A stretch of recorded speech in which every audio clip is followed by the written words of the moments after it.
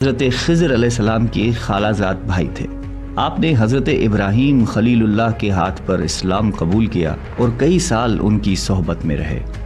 قرآن مجید کی سورہ کہف میں حضرت ذوالقرنین کے 3 سفروں کا حال بیان ہے۔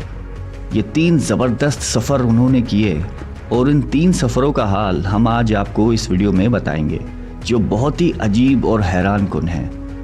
پہلے سفر کی کہانی یہ ہے کہ سام بن نوح علیہ السلام کی اولاد میں سے ایک شخص آب حیات کے چشمے سے پانی پی لے گا تو اس کو موت نہ آئے گی۔ تو حضرت ذوالقرنین اس آب حیات کی تلاش میں مغرب کا سفر شروع کرتے ہیں اور آپ کے ساتھ حضرت خضر علیہ السلام بھی ہیں۔ حضرت خضر تو آب حیات کے اس چشمے تک پہنچ گئے اور اس کا پانی بھی پی لیا، مگر حضرت ذوالقرنین کے مقدر میں وہ نہیں تھا اور آپ کو آب حیات نہ مل سکا۔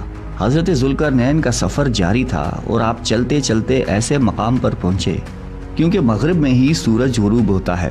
وہ بالکل دنیا کے آخری کونے میں آ گئے اور سورج غروب ہونے کے وقت آپ کو ایسا منظر نظر آتا جیسے ایک سیاہ چشمے میں سورج ڈوب رہا ہے۔ جیسے ہم سمندری سفر کرتے ہیں تو ہمیں ایسا لگتا ہے کہ سورج جو ہے وہ سمندر کے اندر ڈوب رہا ہے، لیکن مغرب کے آخر میں آپ اتنا آگے پہنچ چکے تھے جو دنیا کا آخری کونا تھا۔ وہاں ان کو ایک عجیب قوم ملی جو جانوروں کی کھال پہنے ہوئے تھی۔ اس کے بعد اب باری ہے ان کے دوسرے سفر کی۔ یہ سفر مشرق کی طرف تھا، یہاں تک کہ چلتے چلتے آپ ایسی جگہ پہنچے جہاں سے سورج طلوع ہوتا ہے۔ آپ سورج طلوع ہونے کی جگہ پر جا پہنچے۔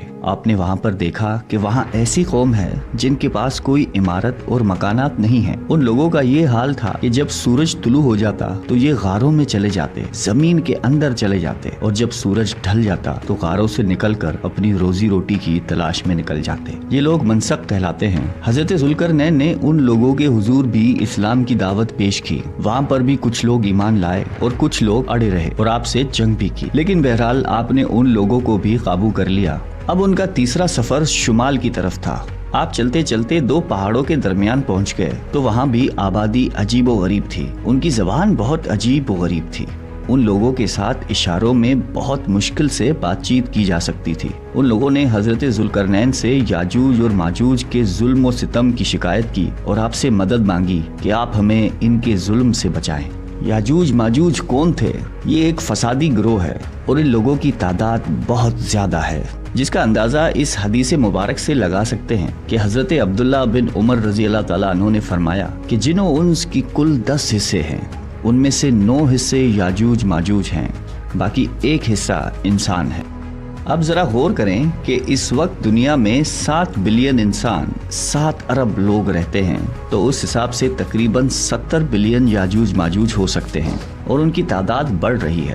اور جس وقت یاجوج ماجوج آئیں گے، نہ جانے اس وقت دنیا میں کتنے لوگ ہوں گے۔ ان میں مرد بھی ہوتے ہیں اور عورتیں بھی ہوتی ہیں، اور ان کے 3 گروہ ہیں، ایک تعوین، دوسرا تاریز اور تیسرا منسک، اور ان میں جو بھی مرتا ہے تقریباً 1000 یا اس سے زائد اولاد چھوڑ کر مرتا ہے۔ یہ لوگ بہت خونخوار اور بہت وحشی اور جنگلی ہیں اور جانوروں کی طرح ہی رہتے ہیں، اور جو بہار کے موسم میں یہ لوگ اپنے گھروں سے نکلتے ہیں تو تمام کھیتیاں اور سبزیاں کھا جاتے ہیں اور خشک چیزوں کو لاد کر لے جاتے ہیں۔ جنگلی جانوروں یہاں تک کہ سانپ، بچھو، گرگٹ، سب کچھ چھوٹے بڑے جانوروں کو کھا جاتے ہیں۔ جب حضرت ذوالقرنین سے لوگوں نے فریاد کی کہ آپ ہمیں یاجوج ماجوج کے ان ظلم و ستم سے بچائیے، اس کے بدلے میں آپ جو کہیں گے ہم آپ کو دیں گے، حضرت ذوالقرنین نے کہا کہ میرے پاس اللہ کا دیا بہت کچھ ہے، مجھے کسی چیز کی ضرورت نہیں ہے، مگر تم اپنی جسمانی محنت کے ذریعے میری مدد کرو۔ آپ نے کمال کیا کہ ان دونوں پہاڑوں کے درمیان آپ نے بہت بڑی گہری بنیاد کھدوائی۔ اس کی گہرائی اتنی گہری تھی کہ اس میں سے پانی نکل آیا، اور پھر اس کے بعد آپ نے اس میں پگھلائے ہوئے تانبے کے پتھر جمائے اور لوہے کے تخت نیچے اوپر لگا کر ان کے درمیان لکڑی اور کوئلہ بھی بھروا دیا۔ اسی طرح ایک بہت ہی مضبوط دیوار بنا دی گئی۔ آج کے زمانے میں جس کو ہم کانکریٹ کی دیوار کہتے ہیں، یہ اس سے بھی زیادہ مضبوط دیوار ہے۔ اب ہوا کیا کہ یاجوج ماجوج دیوار کی ایک طرف اور یہ قوم دیوار کی دوسری طرف ہے۔ اب حدیث پاک میں ہے کہ یاجوج ماجوج روزانہ اس دیوار کو توڑ دیتے ہیں، مگر دن بھر جب محنت کرنے کے بعد اس کو توڑنے کے قریب پہنچ جاتے ہیں تو ان میں سے ایک کہتا ہے کہ چلو باقی کل توڑیں گے، لیکن اللہ کی شان کہ دوسرے دن وہ دیوار اس سے زیادہ مضبوط ہو جاتی ہے۔ اور اپنی اصل شکل میں آ جاتی ہے۔ پھر اگلے دن جب دیوار توڑنے کا وقت آتا ہے تو پھر کوئی کہتا ہے کہ چلو باقی کل توڑ لیں گے، دوسرے دن پھر ایسا ہوتا ہے، تیسرے دن پھر ایسا ہوتا ہے، مگر ایک دن آئے گا جب اللہ کی رضا ہوگی کہ قیامت سے پہلے یہ باہر نکلیں گے، تو انہی میں سے کوئی شخص کہے گا کہ انشاءاللہ کل اس دیوار کو توڑیں گے۔ تو پھر جب وہ دوسرے دن آئیں گے تو انشاءاللہ کی برکت ظاہر ہوگی اور پھر یہ دیوار ٹوٹ جائے گی۔ نبی اکرم صلی اللہ علیہ وآلہ وسلم کا مفہوم ہے قیامت قائم نہ ہوگی جب تک یاجوج ماجوج نہ آ جائیں۔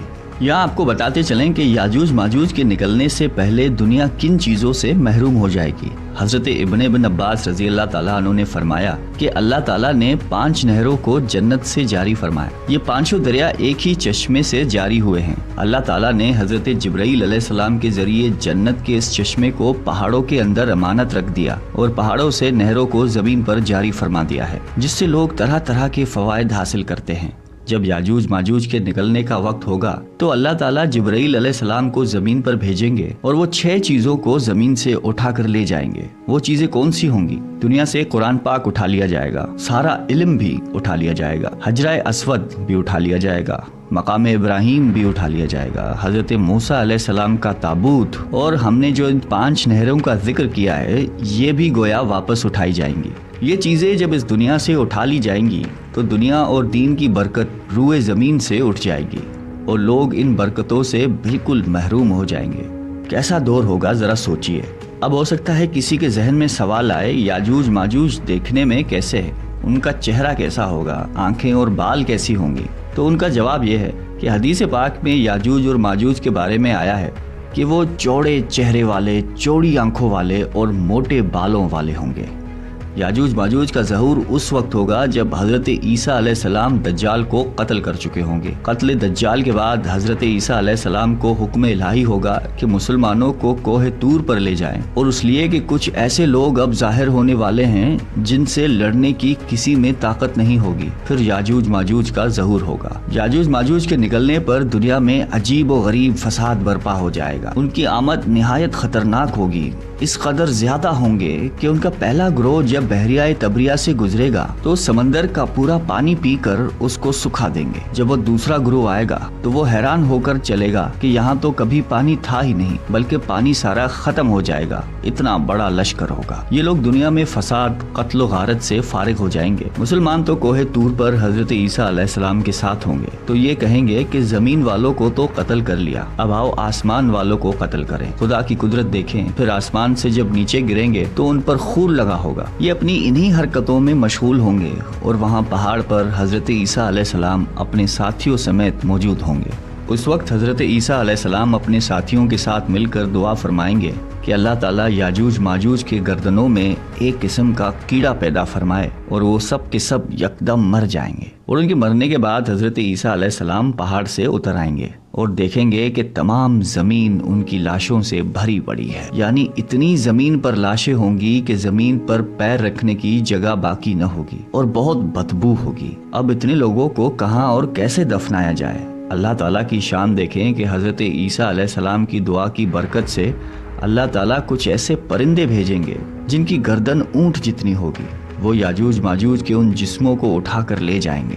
یاد رہے یہ تو ان کو دنیا میں ملنے والی سزا ہے، ان کو جہنم میں بھی دردناک عذاب دیا جائے گا، کیونکہ ان کے کثیر گناہ ہے۔ ایک تو یہ کہ انہوں نے ظلم و زیادتی، قتل و غارت کا بازار گرم کیا ہوا تھا، اور دوسرا یہ کہ ایمان بھی نہیں لائے تھے۔ حالانکہ ان کو ایمان کی دعوت دینے کے لیے ہمارے پیارے نبی حضرت محمد صلی اللہ علیہ وآلہ وسلم تشریف لے گئے تھے۔ حضرت ابن عباس رضی اللہ تعالیٰ عنہ فرماتے ہیں کہ نبی پاک نے فرمایا کہ معراج کی رات اللہ تعالیٰ نے مجھے یاجوج ماجوج کو دعوت اسلام دینے کے لیے بھیجا۔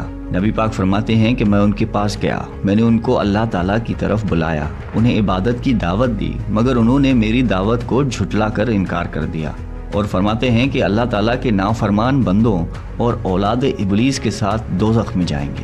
ان کے مرنے کے بعد زمین امن و سکون اور برکتوں سے بھر دی جائے گی۔ اللہ کی نعمتیں اس قدر زیادہ ہوں گی کہ روایتوں میں آتا ہے کہ ان کے مرنے کے بعد زمین پر بارش اتنی زیادہ ہوگی کہ زمین برابر ہو جائے گی، اور زمین کو حکم ہوگا کہ اپنی برکتیں اگل دے، اور آسمان کو حکم ہوگا کہ اپنی برکتیں انڈیل دے۔ تو برکت کا یہ عالم ہوگا کہ ایک انار کو ایک گروہ کھا سکے گا، اور دودھ میں یہ برکت ہوگی کہ ایک اونٹنی کا دودھ پوری جماعت کو کافی ہوگا، اور ایک گائے کا دودھ پورے قبیلے کو کافی ہوگا، اور ایک بکری کا دودھ پورے خاندان کو کافی ہوگا۔ گویا ہر چیز میں برکت آ جائے گی۔ یاجوج ماجوج کے مکمل واقعے سے ایک بات سوچنے کو ملتی ہے کہ زمین میں قتل و غارت اور فساد پھیلانے والوں کا انجام ہلاکت والا ہی ہوتا ہے۔ اللہ تعالیٰ ظالموں کو ایک دم ختم کرنے پر قادر ہے، مگر انہیں موقع عطا فرماتا ہے تاکہ وہ توبہ کریں اور جہنم سے نجات حاصل کریں۔